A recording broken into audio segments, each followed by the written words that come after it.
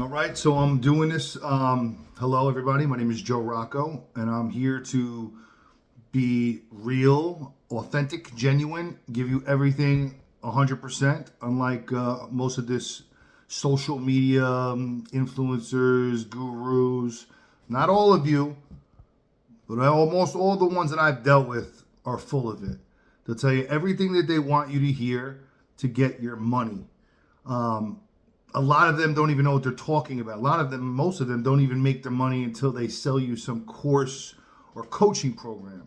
They'll show you some numbers and they'll say some stuff like that, but that's not the reason for this message. The reason for this message is so I do imperfect action, right? Because I keep saying, oh, I'm going to go back on social media because I really want to help people.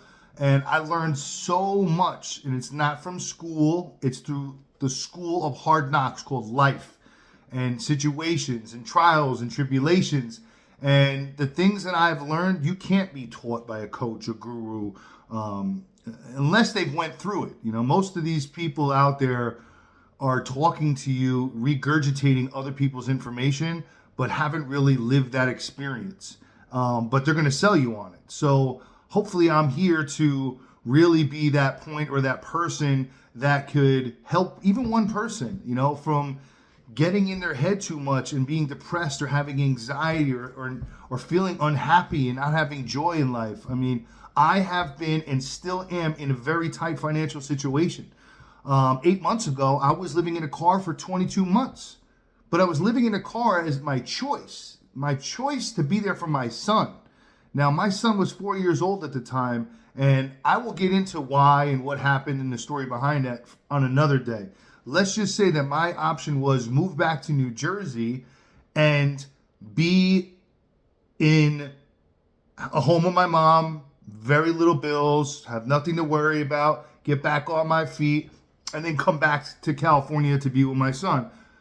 But if my why is to be a role model mentor for my son, I can't allow any obstacle to get in the way.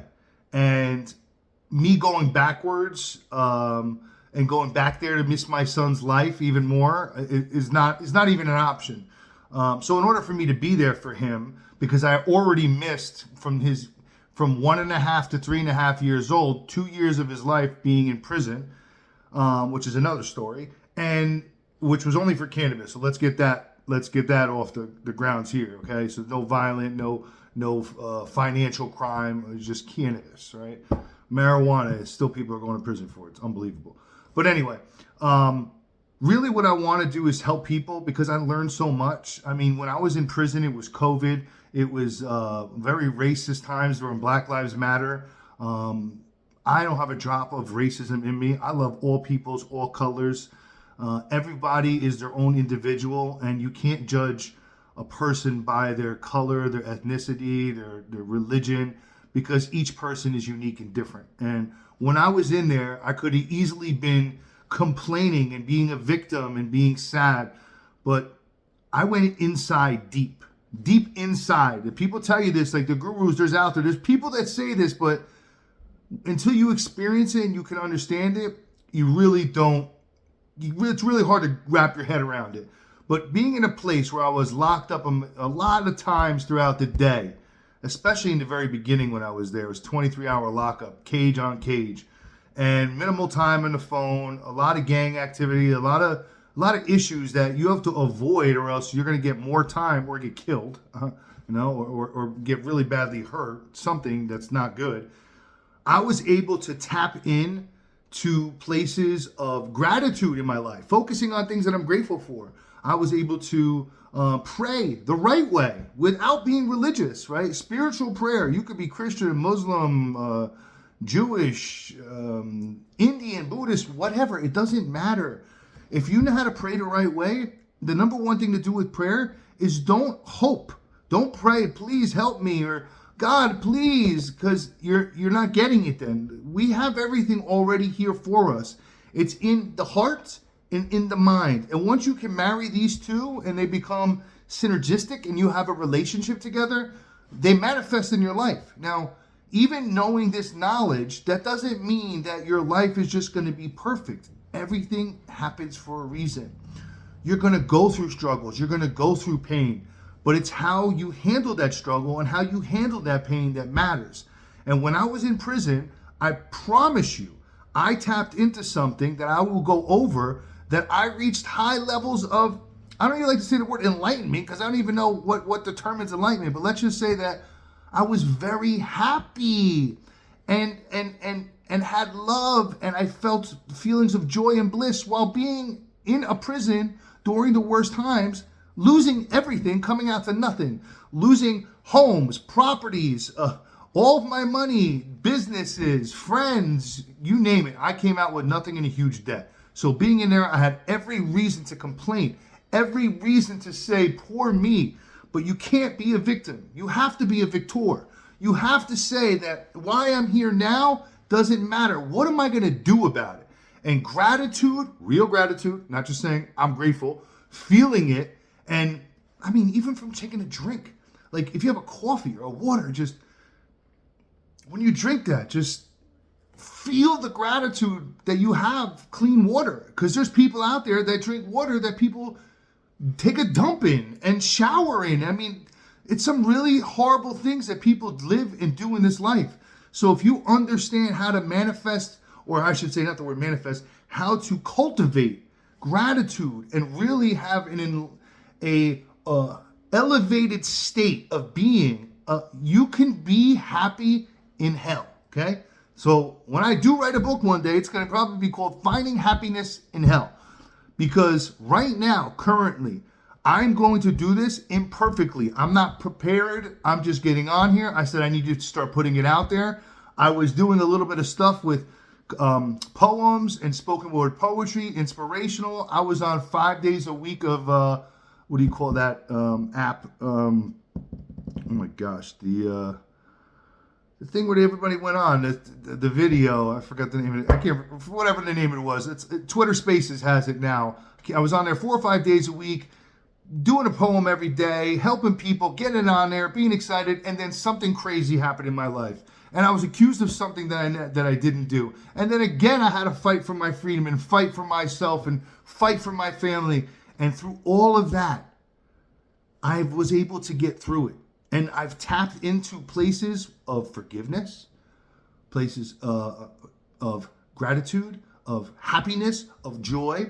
And even right now, I am not in some great financial situation. Every month right now, for the last 8 months since I got in this house, I had a little run, I had a little thing going. And then how I got brought into this new business opportunity, I was told one thing and it was another thing. I committed on a house that I wasn't ready to get into, but I had to believe in the best. And then the worst happened. But still, I'm not a victim. I'm a victor. And still, I can cultivate happiness. I tell my 7-year-old son every day, richness is not measured by dollars and assets. It's not, because I've had all of the money. I've had high success. And at my highest, I didn't feel my lowest, but I was pretty low. And at my lowest, a little bit above the lowest, because the beginning of the lowest is a little hard. You had to get through this little part, but still low, still at the bottom. I was at my highest, richest states. And when I was in prison and I figured this out, I couldn't wait to get out of prison to show people that the true treasure, the true wealth is inside of you. And you can get that by understanding leading with your heart. Don't get confused by leading with your head. Heart first. So emotions from the heart. Head to think logically about it, and then your gut on your instincts. That's the combination. That's the formula. That's the way to get out of your head. And when you're stressing about something and they talk about detachment, well, let's just say what that means. Detachment is like, imagine standing on a bridge, okay? And you're looking down and you see this river moving. Right? Detachment is standing on the bridge looking at the river. That river is your emotions, good or bad. You're observing it, you're away from it, but you're not in it. What we tend to do is we tend to either be really happy, extremely, in love, desire, ultimately, or depressed, anxiety, fearful. That's when you're in the river. So whether it's positive or negative, you don't want to be consumed by the thing. right? You need to be detached from it. And when you live life and let things flow in your life versus feeling like you need this person in your life, or you need this job, or you need to have this house to be happy, or you need to make this much money to be happy. It's not true. It's not true.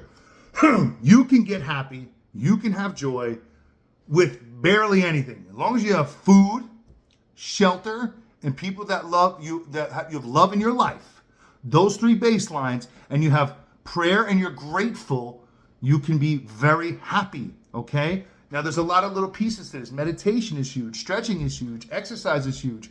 Positive self-talk. When you hear the negative thoughts, you need to throw them out the door and switch them. Change those thoughts to positive thoughts. Don't think about yourself saying, I can't believe I have all these negative thoughts. There's something wrong with me. The only thing wrong with you is that you think that there's something wrong with you. So switch that, get out of it, snap out of it, and adjust yourself. And when you keep doing this over and over again, you start to switch the way your brain works. Your subconscious mind starts giving you better thoughts. Not like, hey, and understand something. It's not going to give you 100% of the time good thoughts. And you're not going to be happy 100% of the time. That's not how life works. You're a human being. We are here to experience what it's like to have struggle. Because imagine this. I believe that we're spiritual beings, okay, that are living a human experience. Now, if that's the case, and say you were born into greatness, right? You're this spiritual angel, whatever you want to be, a spiritual being. There is nothing bad. Everything is good. How could you even understand what that is if you've never experienced anything but that? It would be a neutral state. It would be boring because you have nothing to compare it to. So what I believe, why we're here, is so that we can realize how privileged and how amazing we really are as spiritual beings, because we live the human experience and we understand what it's like in life to struggle. Now, you don't have to struggle in a way where it destroys you and kills you and makes you in a really bad place. You can take that struggle and be bigger than the problem, okay? And by doing that and truly believing in yourself and saying no matter what happens, it's all going to be okay. And at this present moment, I'm going to be happy and I'm going to not allow these things to affect me. Now, if something major happens, you have to deal with it. But it can't own you and it can't take over you. You have to have your time. You want to cry for a day, you want to cry for a week, you want to cry for a month, fine, but you can't cry for years. You'll be stuck. You got to get out of it. So there's a lot of little things in life, little hacks that you can do to live happy, to live fulfilled, to be confident. And it's not about all the things that people think. It's not the car, it's not the house, it's not the girl, it's not the guy, it's not the anything, it's not the job, none of that. That will help you. If you're happy and you get that, you can be happier. But if you're miserable and you think that these things are what you need to bring happiness, it's a lie. It's not true. It won't happen. You need to be happy first in the situation that you're in. So I'm here to take imperfect action. I'm not editing this. This is raw. I'm not allowing things in my life to take me out of my way. And some things I'm going to put out there, the things that I learned, I'm going to share. I'm going to try to teach people. I'm not going to try. I'm going to teach people. So as I learn, I'm going to teach. As I come up with ideas and things that happen in life, I'm going to share them. I know that I can help so many people, and the things that I went to, people would kill themselves. People would be in crazy depression, maybe even hurt other people. But I'm going to show you what I did and how I lived and how I live to be in this state. And this state of mind is the key, the very most important thing. It's priceless, because if you think that whatever it is you're chasing, whatever it is you want, at the end of the day, it all comes down to one thing. You think, oh, what is it that you want? I want money. I want the house. All that stuff. Why? Why? Because I want it. It's all going to come down to one thing. Because you want a feeling. You want a feeling to feel good, to feel bliss, to feel joy. So if you can get that for free, wouldn't you think that's the most important thing in the world? To be able to tap into something that everybody thinks costs all this money and years and struggles, when you can have it right now for free? Well, I'm going to show you that. And trust me, this is not a theory. I lived it and live it and still am. So right now, I'm on the comeback, right? But this time around, when I come back and I get my money right again, I'm not going to be a victim. I shouldn't even say victim. I'm not going to let the money control me. I'm not going to let the money own me. I own the money. You have to own that thing. That thing can't own you. That thing can't control you. So I think I gave enough for today. I didn't even know where I was going to go with this. I just want to check it off the list and say I took imperfect action. I put something out there. God bless. Namaste. And get ready for the journey, man, because it's more than a journey. It's a dance. And the movement that I'm going to create and what I'm going to start, because I really want to help people, and I want to, I want my son to realize what I went through, and I want to help him and other people, is going to be documenting the dance, because life is a dance. It's a journey, but there's a dance inside the journey. It's not like this simple, hey, it's a journey, I'm going that way, because life will take you this way, that way, this way, that way, and mess up everything. You got to know how to dance around the detours. God bless. Stay tuned for details. Joe Rocco, documenting the dance.